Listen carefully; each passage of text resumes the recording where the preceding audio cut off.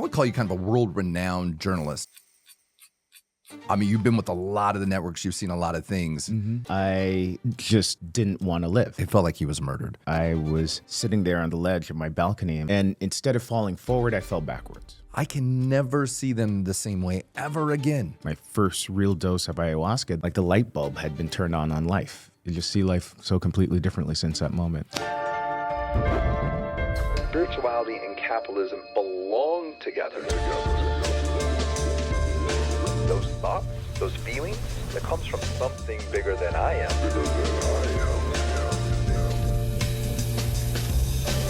And together I believe we can all grow.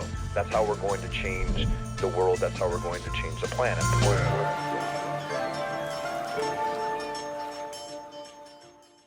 So today I am joined by Kendis Gibson. He is I would call you kind of a world-renowned journalist. I mean, you've been with NBC, correct? Yes. You've also been with CNN. Who else?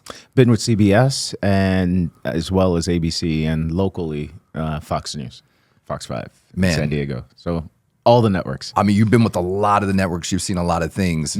And today, instead of you reporting on the news and what's going on in the world, we get to talk about something that I think is something that's very dear and near to your heart, and that is your personal journey. That's your personal story.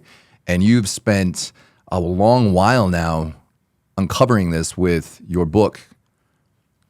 With 5 Trips. That's correct. Yeah. So 5 Trips, it's sort of like a memoir. It tells my life story through 5 physical and literal psychedelic trips, and about all the different things that I experienced, from anxiety to racial trauma to severe depression, childhood abuse, throughout my life, going from the slums of Belize in Central America to the top of network television news here in the U.S., and the impact that all of those different ailments had, and finding this journey, or going through this journey, finding myself through plant medicine and how those impacted all those different things that I was experiencing.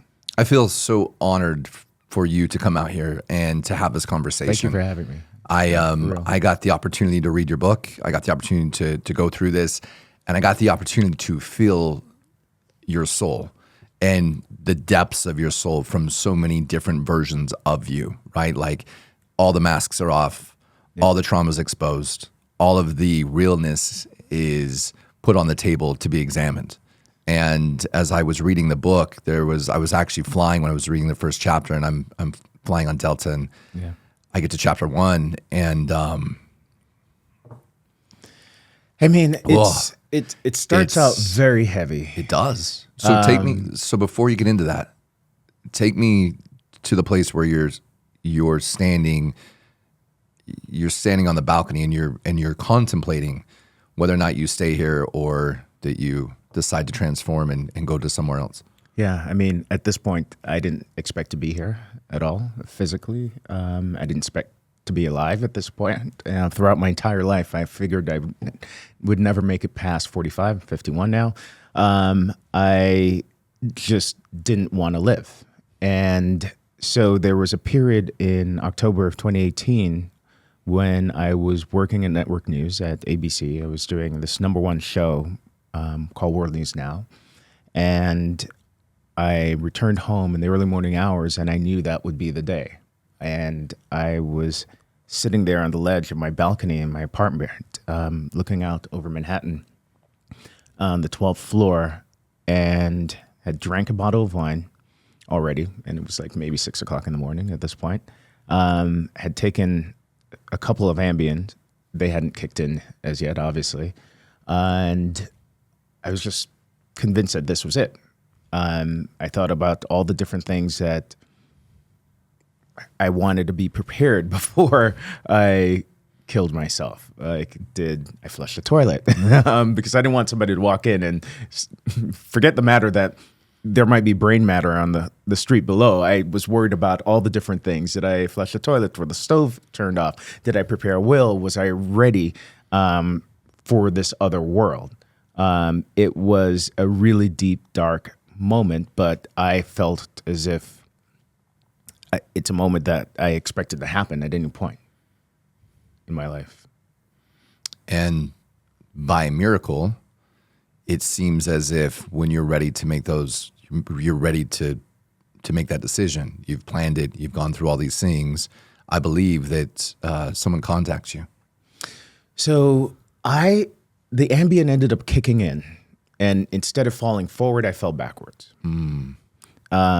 Whether that's luck or not, it is what happened. I had been in touch with a friend in Atlanta by Facebook, and I told her what was going through my head at that moment. And I didn't tell her that I was about to kill myself, but she knew that there was something really troubling. And so she put out an all points bulletin to like all my friends, to my co-anchor at the time, to my partner who was working an hour away, who ended up calling everybody to kind of come over. Like in New York, we always leave our door unlocked. So he knew that anybody could be able to get in.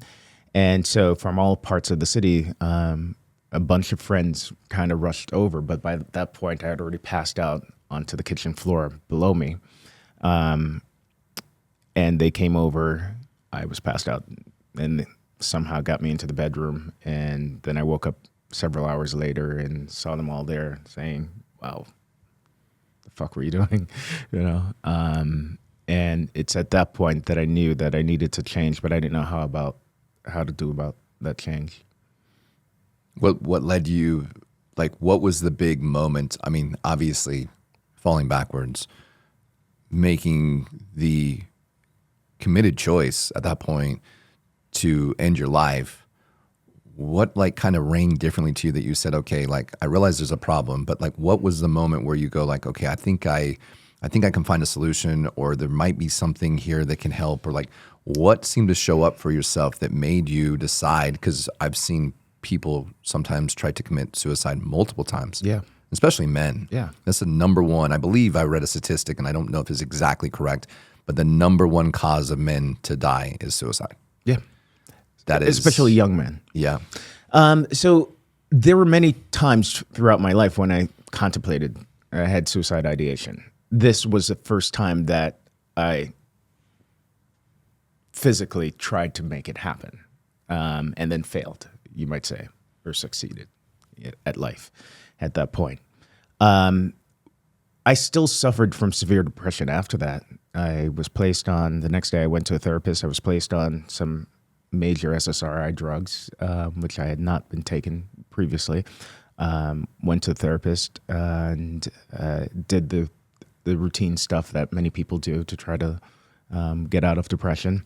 And the stuff that I had been doing previously with my depression bouts, my bouts with depression before. So I still continued to do it, but it was at that point that I realized, like, okay, this was a really, really low point, and I have to decide whether or not I want to continue to live, and if I wanted to continue to live, how would I go about doing that? I didn't know what that solution would be. That solution for me ended up coming several years later, when I ended up just randomly taking a trip back to Belize, where I was born, and spent the first 10, 12 years of my life, and met up with a close family friend who was a Rastafarian, and he ended up just giving me a concoction of some crushed up magic mushroom. And I knew that what he was giving me, but I didn't know the impact it would have. And it wasn't until I returned to New York that I realized, like, the light bulb had been turned on life. Like, things were brighter, literally, like, things were brighter. The sun was shinier. And this was during the early stages of COVID. We lived near a hospital, and there were ambulances that were constantly coming through with COVID victims. And you would think, like, that stress of COVID would really kind of help you spiral once again. Would have pushed it even further exactly. out. Yeah. And it didn't have that impact. I went back to my job. At this time, I was working at MSNBC as a weekend anchor, and I was frustrated for years of working there. thinking they were wasting my time because during the week I didn't get to do anything on TV at all, but I would only work 2 days out of the week. And the weird thing was, like, I hated the job because I wasn't getting to do more. And I realized that one session with psilocybin rewired my brain into thinking, oh my God, I get paid 6 figures to just work 2 days out of the week. Like, this is freaking amazing. Yeah, it's one of those moments, right? It was one of those moments. I love that, because on one side you're like, this is terrible. Yeah. I hate this. Your perception was so locked in this box. Yes. Not seeing the actual gifts you were given versus, because, we always want something different. Yeah. Like, always. I don't care what it usually is. It's like, oh, we get what we want. We think it's going to be great. This is amazing. And then you get what you want. You're like, oh, well, now I want to try something else. Because, it's the evolution of who we are as humans. Exactly. Part of your book, there's, I wanted to ask you this, and that is, growing up as someone in Belize and going back and forth with your sexuality, how difficult that would have been in a place where literally it's illegal and people are murdered for it. Yep. Yeah, it was in the Constitution until, I'd say, just about 4 or 5 years ago that homosexuality was a crime in Belize, punishable by, not by death, but by a life sentence in that country. And that's just part of that culture in the Caribbean nations. But it's not that. It's not that it's part of its culture. It's not that it's okay. It's that recounting that story of listening to you as a young man and going through sexual abuse and losing a friend and all of that. That in your mind when those things were happening, right? So just to give some of this away a little bit, you're in a moment in time where you had gone through sexual abuse, and you finally say enough's enough, and you scream, basically, well, you say no. That side stops, and then eventually you find a young man that there's emotions there, and really accounting for those emotions and listening to them. And I didn't know what those emotions were, but there was something there. Yeah. It was very obvious. Yep. And then, not to ruin too much of it, and then all of a sudden that he is, to me, when I read it, it felt like he was murdered. What is your thoughts on that? Do you think he just drowned, or do you think it was actually? I have to think, at the time, I believe I was 9 years old. We would often have blackouts in Belize, and we ended up just kind of hanging out one night, and as kids do, a lot of times you just kind of fool around, and You're experimenting. we experimented, and then he disappeared after that. And there was a little area of not too far from our home that we would often go to as kids. It was right along this trail and right at the mouth of the Belize River, and we would often just kind of hang out there. And he disappeared, and I went there to that little area that we would often go to, not because I was looking for him or whatever, just to kind of like do as we would normally do. And we thought maybe he ran away, as kids do in Belize and in the Caribbean countries a lot. I didn't think there was anything nefarious, but I saw like this thing that looked like a doll in the water, but it was an arm that was so pasty white, and I thought it was just this doll, but then I noticed like, oh well, it has a fist. I don't know of a doll that has a fist. So I saw it, and again, I'm by myself as a kid seeing it, and I went back to his mom's house, and I told her that I saw it, and I thought maybe it was her son. Again, I don't know how, as a 9-year-old, you're calculating all of these thoughts, and I just, I guess I was, to sound a little egotistical, I guess I was always a brighter kid. I skipped 2 grades when I was young.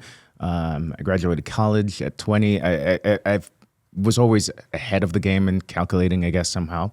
And so in my brain, I was like, oh, of course it's him because it's a fist. It's not a doll. And I told his mom. And then it was like about a week later that they decided to go check it out with the authorities. But I would have to think that it was a drowning. At the time, I thought maybe he was murdered. I mean, I think like just as a 9-year-old, right, experiencing and experimenting with sexuality and trying to figure those things out, the amount of fear, oh my God, that must have been going through you, that, and then sexual abuse, and then not feeling safe in your own skin, and not feeling safe in your own country, or feeling safe in your own home, and being made fun of. Yeah, I was completely traumatized. I thought that I would end up dead, like he was, this kid Manny. I for years I lived with that trauma, thinking that if I had another experience with somebody, that they would end up dead, or just being, gay or bisexual as I identify, that I would end up, being abused or dead, for that matter. It's insane trauma as a kid, as a 9-year-old, to live with. But for me, in hindsight, and at the time, it was just part of life. I thought, I was abused at 6 years old, and this happening just a few years later. This was just part of the course of life. I just thought that this is what people go through. Yeah, when we're sitting here having this conversation, and I'm recounting those moments, and I'm recounting what you were speaking about in the book. Is that stuff for a long period of time? Why you were taking the Ambien, and why were you recounting these things in your dream? Were you feeling these throughout the day? Were you feeling terrified as an older man? You know what I mean? Not just as a young boy, but as you got older, because you've done some amazing things. You've been on some of the biggest news stations. You've been a journalist for a long period of time. You've interviewed Beyonce, and you've worked with lots of different musicians and covered stories and been all over the world. Like some would say, wow, you've had such a gifted life, and man, you're so lucky, you know? And on one side, you're showing this image to the world of this is who you are. And on the other side, internally, you're feeling a whole lot different. Yeah. It's quite the juxtaposition of for me. But it just felt like a normal thing. Like, I don't know where I got the drive to survive from my early life, when I fell out of a window when I was only about 2 months old and survived that fall, or got through the abuse and such, and decided to get into television and did some weird things in order to be able to build up my TV career. But I always had this drive, and I didn't know what that mission was. But I always had it. So despite everything that was kind of churning up inside of me, I just thought, okay, whatever, I'll deal with that at some point, or it'll just not come to a head. But it just continued to be a thread throughout my life. And I'm sure that the trauma that I had as a kid helped manifest itself into the severe depression that I had throughout my life. And just because I never really tapped into it and tapped into addressing it, it decided to manifest itself in different forms, into suicide ideation, into the different anxiety attacks that I would have at different points in my career and my life. It wasn't until, we'll get to it. It wasn't until the end that in taking my first real dose of ayahuasca, that I realized, that one way of solving all of this is by self-love. I didn't know the importance of loving yourself. Greatest gift on the planet. Or in the universe. I don't think there's anything greater than self-love. I didn't understand that. I tear up thinking about it, but I did not understand that at all. And we have songs about it. Beyonce has songs about it. So many people talk about it. The importance of loving yourself. About it, but living it and really feeling it is different. Commercializing self-love is different. Yes. But really feeling self-love. I often think a lot of people, and I can hear the difference in those lyrics a lot of times, people that are selling something versus someone actually feels it, and not from a place of ego, not from a place of separation from self, but a place of fully accepting the dark side, the light side, the in-betweens, all the other fragments outside of it, because we have to, in order to love, we have to accept all of it. Yep. And even the journeys, and even the abuse, and even the traumas and the sad things, because we can hold on to our traumas, which there's every human being on this planet has had many of them to get to this point in time. And some people hold on to it so strongly that they do decide to take their lives. Some people hold on to it so strongly they use that trauma as a way, as I've been traumatized, so therefore it gives me the right to victimize or to hurt someone else or whatever it is, instead of saying, I've been traumatized. These things have occurred and happened. How can I heal through those things so I can inspire other people so I can do what you're doing? That's what I'm doing. I know you are. That I didn't know that was the point when I started on this journey, or when I started even writing the book, for that matter.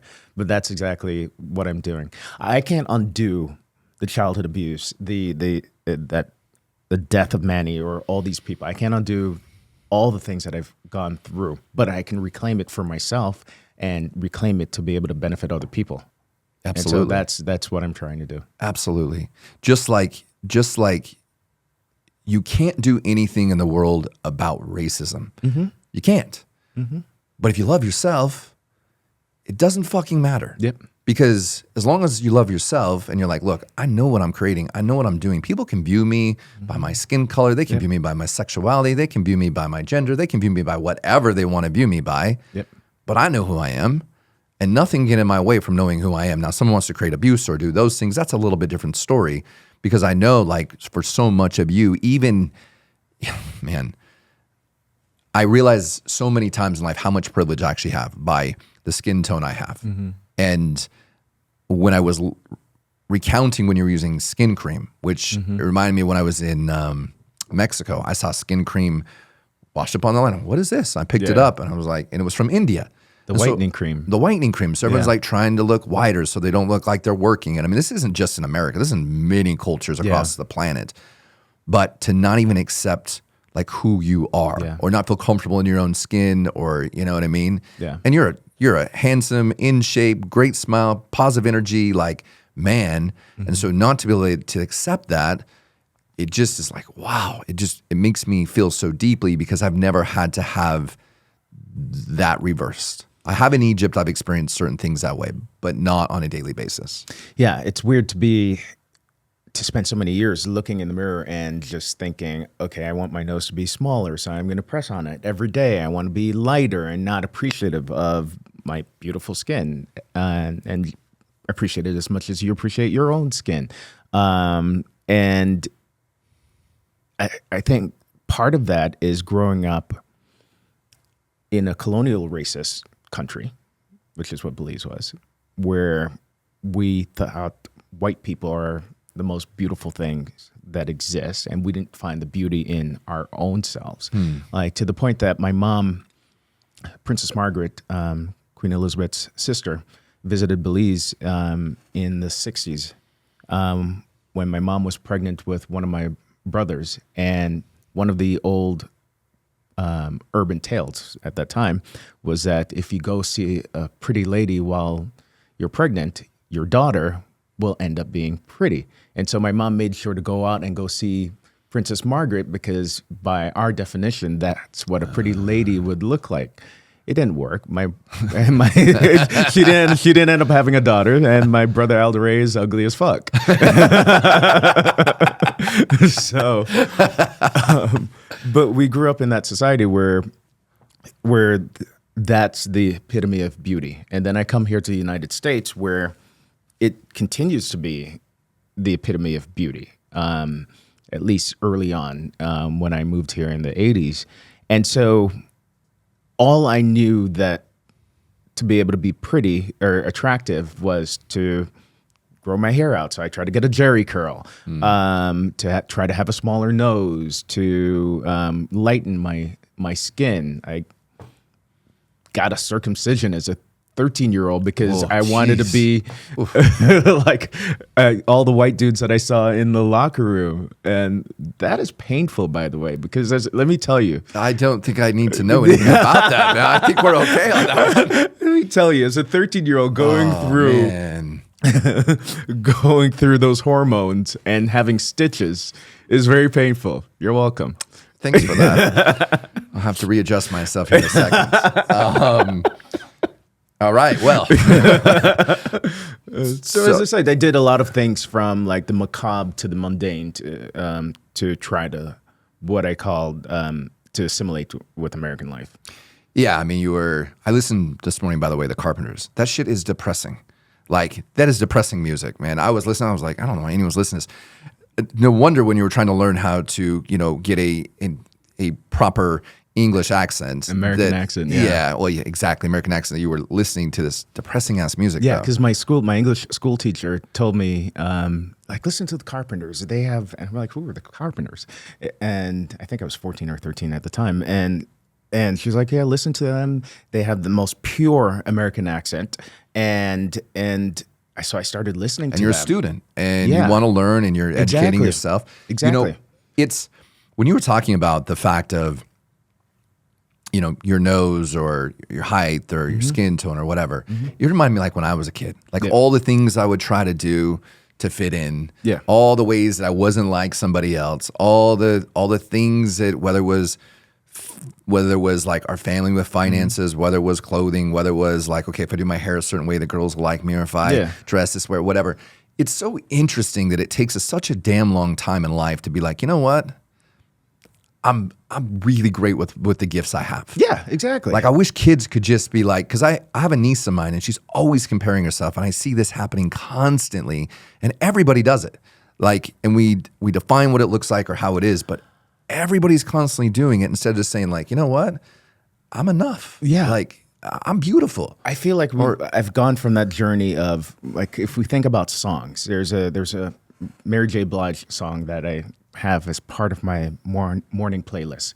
It's called Good Morning Gorgeous. And it just talks about, I look in the mirror and I just say, good morning, gorgeous. And I have it as my playlist. But then I reflect back to when I moved here in the 80s, and I was like listening to that. I think it's Young MC, and it was like, I wish I was a little bit taller. Oh, sure. I wish I was a Yeah, baller. yeah. I know that song for sure, man. Like, fuck that song, and fuck that guy for having me wish I was something that You're I'm not enough. You're not enough. You're not enough. Exactly. Yeah. You're like, dang, man, I didn't even think about that. Like, no, I'm reinforcing what I am right now. There's a song on The Greatest Showman called This Is Me. Yes. I love that song. It's a great song. And that's how I feel. It's like, you know what? It doesn't matter the scars or whatever. Like, this is me. And I'm here to experience this life for some reason or another in this body, in this form. This is who I become. Don't know why. That's where I'm at though. That's part of my playlist. So Michael Strahan is a friend. I'm fortunate to call him a friend. And one of his routines that he told me about is he has a positive music playlist that he listens to every morning as he's in the shower. Yeah. And getting ready, or he'll have it in his makeup room some days.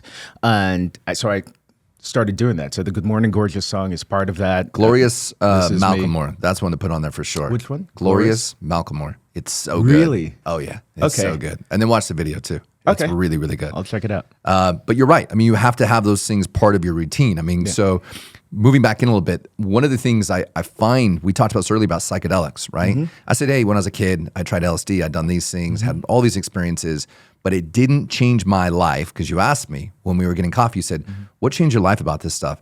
And it was these words from me. It was the intention. And intention leads everything. Yep. So how did it go from your experience of, we're winding things back a little bit, went from your experience of when you were contemplating suicide, you had this journey and this experience, but at that point in time, you didn't understand what it meant to actually have intention until you dove deep, you drank your first glass of ayahuasca, which sounds like it didn't do anything because you were too much in your head. So with psilocybin, with the first time that I did it, I think it was all scene and setting that took over, that ended up resulting in that positive long-term experience that I had. in Belize, being in the Mayan ruins and just being there and among nature and like feeling the ancestors and feeling the And importance that must have of been amazing.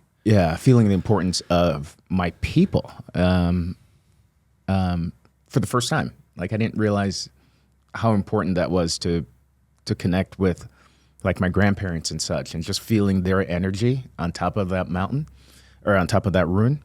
And I started researching after I realized that it was psilocybin that was having a positive impact for me, and started doing different books and talked to different people about it. Because you're a student, you're a I was- researcher. exactly. Yeah, I get it. And ayahuasca was one of those things that just kept weaving itself in and out of my life. You know, years prior, a producer had mentioned it, and I didn't know what the hell he was talking about. And I'm like, okay, there's some crazy white people shit.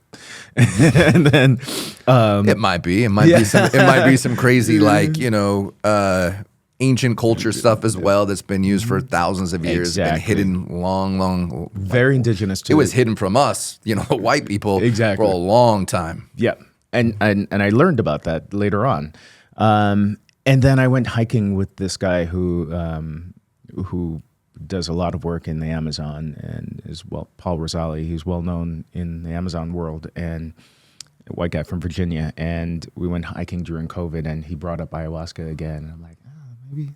Okay, great. I don't want to connect with my soul. I don't even know what that means. Experience man. your own death. What are you gonna find? Yeah. And then I took another job because I just kept going from job to job to job. And I kept thinking like my lack of happiness was because of the scene and setting, and instead of just myself.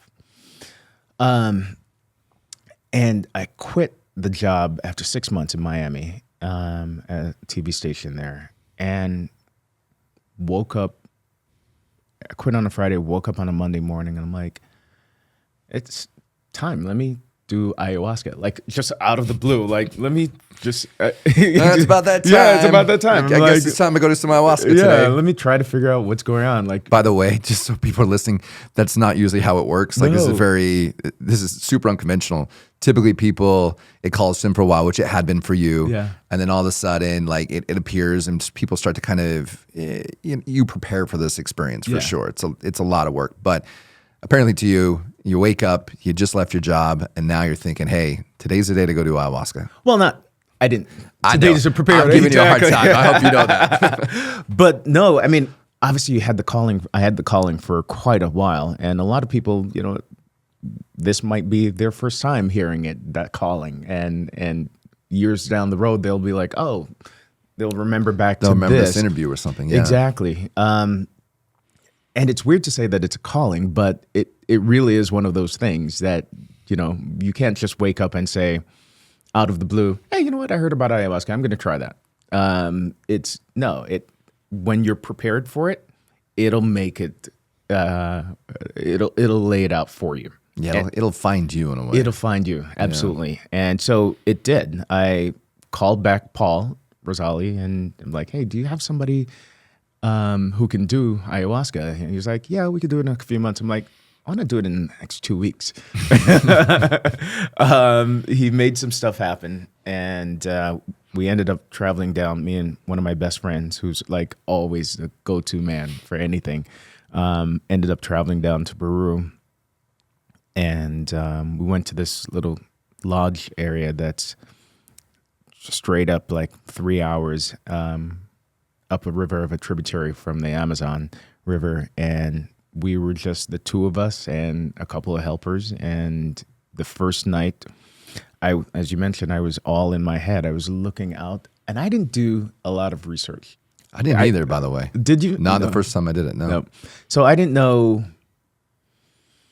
that you likely purge. You could. Oh, you didn't know that part. I didn't Okay. know any of it. Wow. So the first night that I did it, like, we didn't have a lot of internet connectivity, understandably and thankfully. But for like 1 hour we had connectivity, and took a photo of the setup and I sent it to a friend of mine, and he's like, "Is that the poop or the puke bucket?" And I'm like, "What?" I had no idea about all of that. My buddy did a lot of research, and so he had purged. He did a dieta and all the stuff. He did. And you hadn't done one. No, he dieted well ahead of time. He didn't have sex or ejaculated at all for all the energetic exchanges. Exactly. And, In the meantime, I'm like eating whatever in the days leading up and hooking up in Peru. I didn't do any research. And I think that was reflected in the first night of the experience because I wasn't there. I had my eyes open for most of it because I thought it comes in. This sounds stupid. I thought whatever visuals you'll see, I'll see from the outside. I don't think that sounds stupid. I think that lack of knowing, right? Yeah. A lot of people think like, oh, hallucinogens are going to be all around me and they're going to be floating on a table. And, you know, it's like going to be like some Matrix type style movie. But for most people, there are pintas, you know, there are visions that are outside of self. But most of those pintas or most of those visions are all most of the time internal, right? Yeah. And you're laying there and you're quiet and you're still so the medicine can do its work. Yes. And you just get to go along for the ride. Yeah. I'm just like, here, I'm just a vessel. Here to surrender. Yeah. So I didn't surrender that first night. And my friend surrendered and he communicated with his soul and they had an incredible bonding experience. Wow. And that first night I didn't. Did you have an intention when you first went in? I didn't have an intention. Yeah, that I find that most people that when they just do medicine, like just I'm gonna go take this thing with no intention, which we're talking about in the beginning, that experience is so different. Yeah, because that intention is like the whisper that guides, and I don't understand it. Like I don't have any. I just know that the universe works on intention. Yeah, I can. There's nothing I'm more sure of than that.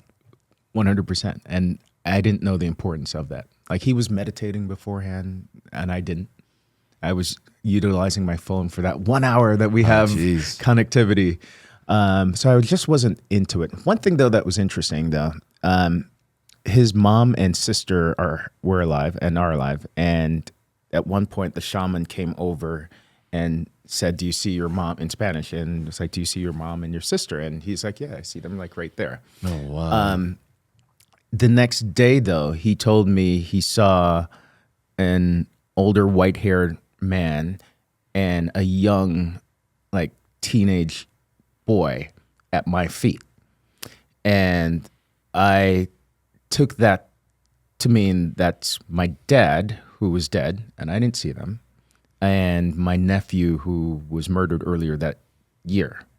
That were just kind of hanging out there. And he said they were comforting. They were just there to guide you through whatever was happening. And he didn't know anything about me. He's just in the middle of the jungle and we don't speak Spanish, so we didn't communicate about anything. Right.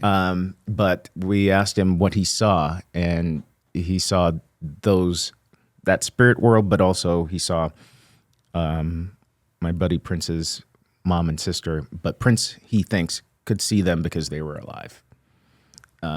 Why we didn't see those guys, because they weren't physically there.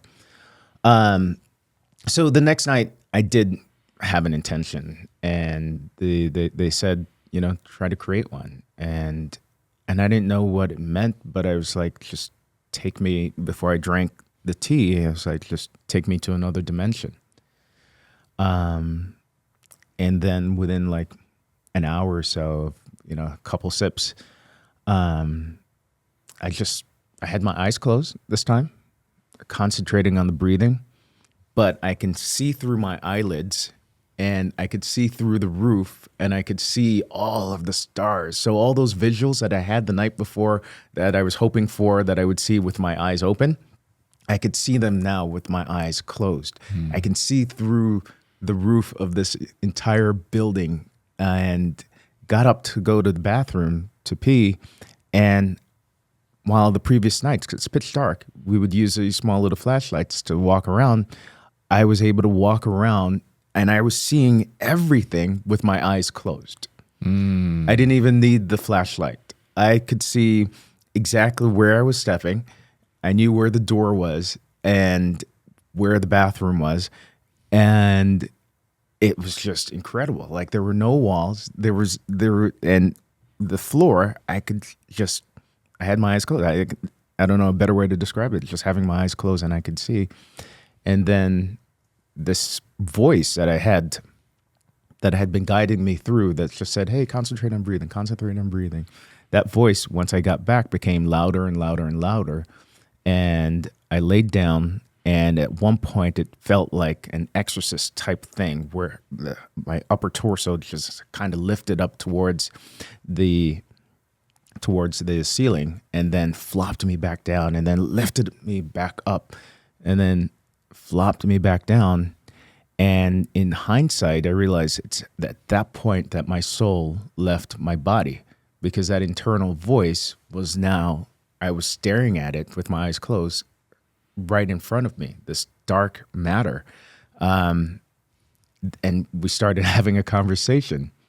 And I was just looking at it and thinking, are you my soul? It was like, are we like soul brothers or soul sisters? And then we started singing Lady Marmalade. Like, hey, sisters. I know the song, yeah, for sure. And I'm like, wow, my soul is sarcastic and funny. And then he became an asshole to me. Told you what you need to hear? Yeah, told me what I needed to hear. So a real friend. He became my real friend. He was like, you've never loved me. And, he's like, I'm a good soul. Like I can be in any human body right now, but I choose to be in you. And you've spent all these years trying to get rid of me. Why is that? I deserve to be loved. You've never even said that you loved me. And it asked me to say that I love myself. And I just whispered it. And I'm like, I love you. And it just kept, love you. And it just kept growing and growing and growing. And I just screaming out, I love you. And at one point, it said, it didn't kind of finish. It didn't say like my job here is done, but it just, I felt like that love finally for my soul. And it gave me some guidance on what I should do on a daily basis to be able to look in the mirror and just make sure that I look in my eyes and say that I love you. You're beautiful. You're wonderful. You're an important person. And it told me to open my mouth, and I had like this yawn, the biggest yawn that I've ever had to yawn. And with my eyes closed, I could see and feel this white orb go into my body and just come back in. And it's at that point I realized that my soul had returned and the voice became internal as opposed to this external voice. And I just started bawling. I just felt so horrible for all the years that I did not love myself. And I just held my body and I was just like, I'm sorry, I'm so sorry. And the shaman came over and rubbed some witch hazel or something of the like on my head. And I just could not control bawling. But it was a wonderful feeling in the end, I knew that was why I was there, and I knew that that's why I was receiving that calling for so many years with ayahuasca. I used to be fearful of the spirit world. When you grow up in the Caribbean, you fear the spirit world and such. And we had a lot of experiences with spirits in my house, like skeleton imprints on our mirrors and such. It's weird. But so I was fearful that communing with the spirit world would be weird. Right. But the shaman had always said, you know what, they will hug you at night. Don't worry about it. And I went back to my cabin and I felt surrounded by loved ones that had passed, and it just felt warm and nice. And, I didn't fear it. Yeah. I think that the spirit world has been commercialized. Mm-hmm. It's been used as a tool for fear. It's been Yeah. a tool for control. It's been used Religious for control. finances, so many different things, right? It's been bastardized, really. But that moment of you're sharing with that connection of your soul, I know that feeling. That's why I'm like over here and I'm like, oh man, mine was very, very, very different than yours. And it was exactly the same. Wow. It was very similar and not at all. But the feeling, the intention, the experience is what matters. And some of the shamanistic people that I've worked with, they always say happy birthday. Yes. So happy birthday, brother. Thank you. I forgot that was brought up actually. Yeah. That was So beautiful. yeah, that was when I was born. It felt like that. The shaman mentioned that the next day. And that's the first time I actually recounted that. But yeah, it did feel as if that was the start of a new life for me. And everything since then has just flowed differently. You just see life so completely differently since that moment. It's, do you remember the movie? I talk about this with many, many people over the years. There was a movie called It's a Wonderful Life. Yeah. It's the Wonderful Life moment. Yeah. It's where you see things, or from my experience, where I see things, I can never see them the same way ever again. Like there's no way. Like you could beat me, you could do whatever you want, and for me to see things differently is going to be impossible. And that's why I continue to do the work, because I know there's multi-layers to all of this. And I don't think that psychedelics is for everybody, of course. And this isn't a show about telling people, hey, they should go do psychedelics. And I know your book's not even about that. No. Your book is really, from what I could feel about your book, it was this moment of time of recalling your life and what it has meant, what you have done, what you have gone through to get to where you're at now, from a perspective of, I was standing on the edge of a building, and by the grace of the creator, or whatever you want to call it, that I fell backwards.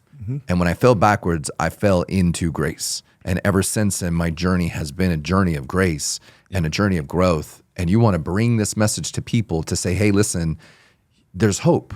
You don't have to take a bullet. You don't have to jump off a building if you're willing to go do the work. And that's one thing I know about you, is that you've been willing to do the work forever, ever since you got to America, and before then, and when you're in school, and people saying, hey, do this, listen to this, like, get out of your own way, choose out of your ego. Yes, you're going to still obviously have an ego. Yes, you're still going to be a human. Yes, you're still going to experience this experience. But guess what? It's going to be beautiful if you choose it to be beautiful, or it's going to be a shit show, or it's going to be ugly, or it's going to be whatever you want to create, but you get to create it. And you're fully accountable for all of it, even the shit that happened that you don't want to be accountable for. Yeah. No, that is exactly it. That sums it up completely. I don't know why I fell backwards from that window, but I know that I feel as if this was the purpose behind it, to be able to go through that journey. I don't regret anything that I experienced in my life, because I'm so happy to be where I am right now, mentally, physically, that I feel as if I would have been cheating myself if I did not experience all of those things in my life. Thank you. So I embrace that. So a couple quick questions before we end the interview. First, what would you tell? What would you tell this little boy? A photo of myself as a little kid. I feel I look like I just stole something. I would tell that kid to just live in the moment, just experience the moment. Even though I was a poor kid, we had outhouses and all of that. Throughout my entire life, I felt as if I deserved everything that I experienced. Of course, I'm going to interview Beyonce 3 times because, yeah, I deserve that. I'm going to go on tour with Maluma. I'm going to go to the Cannes Music Festival. Yeah, I deserve to be a network anchor. And while that is great to be able to not have that imposter syndrome, I didn't enjoy those single moments. I didn't live in the moment at all. I interviewed, last time I interviewed Beyonce, she had just played on stage with Prince. And I watched her on Prince. I saw that interview at the Staples Center.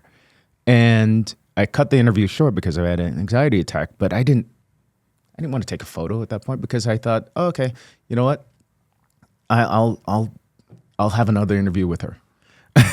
My producer luckily took one. But I didn't appreciate those moments at all as much as I should. And it doesn't have to be the celebrity moments, but just any moment in life. Like I didn't enjoy it as much. I didn't enjoy the gift of being able to be inside millions of people's homes every day on television and having that honor. I thought, okay, whatever. It's a job, No, I didn't appreciate like having the body that I have, or being able to be able to work out as I have and have the limbs and such. And so I would tell that little kid to just, while the journey will be complicated, just enjoy every moment, the good and the bad, because it'll benefit you in the end. Those are very wise words. Yeah. Those are wise words. How many people are living the best life they could ever have? I mean, it's funny that most people, they look back and they say, well, one day when I can have this thing, I'll be happy. One day when I get here, it's going to be good. And they get there and they don't go, holy shit, I got here. My younger self, do you remember what we said we're going to do? Yeah. Remember how awesome we said this was going to be? And we go like, oh, this sucks, or oh, whatever. Like, we get so tied into our own bullshit. And a lot of times that bullshit is caused by the trauma, of course. When that stuff can get removed, then things become a lot more freeing, but there still is no arrival in it. We still have to continue to do the work and move forward. And what I like about your book is it also isn't just about your story. You've got experts in there that you've interviewed. You've done a lot of research in there. It's entertaining. It's funny. And it's really a glimpse into you. And I love the book cover, by the way. It's it's done very, very well. What is the thing you want to be remembered for? I'm not sure. This journey with the book has been 3 years of writing, 3 years of research. My journey with psychedelics and plant medicine has been, for the most part, the last 4 or 5 years. I want to be able to have people see themselves through, or somebody that they know through, my experiences, good and bad, and to be able to say, all right, he's just like one of us, and perhaps there are different ways we can go about our lives and find different solutions for our lives. Do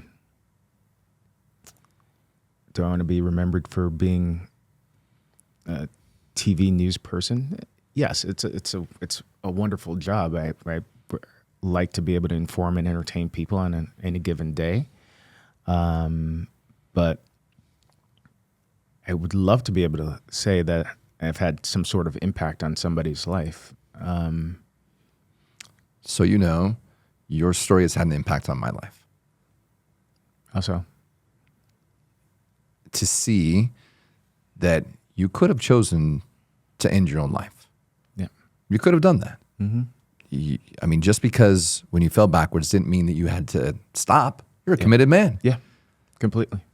And so when I say that it shifted my perception, is when I hear about your story, when I hear about what happened to this young man, and about what happened to his friends and your family members and the racism and all of these things, that you've continued to move forward and you didn't let it define you, which unfortunately a lot of people let their traumas